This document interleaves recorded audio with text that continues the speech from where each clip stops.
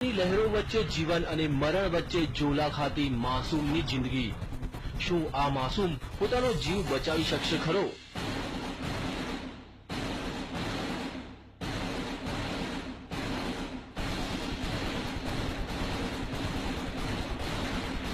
આ દ્રશ્યો છે મધ્યપ્રદેશના ભોપાલના ડિડોરીના, જ્યાં 2 વર્ષનો એક માસૂમ બાળક ફસાયો છે ધમધસતા પાણી વચ્ચે।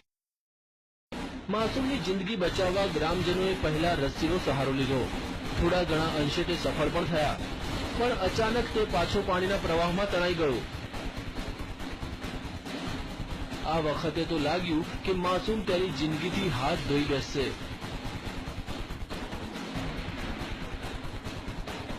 પણ ગ્રામજનોએ હિંમત ન હારી અને નદીમાં ઝંપલાવ્યું અને તરતા તરતા માસૂમ સુધી તે પહોંચવામાં સફળ થયા। અનેક પ્રયાસ બાદ તેઓ આ માસૂમની જિંદગી બચાવવામાં સફળ રહ્યા।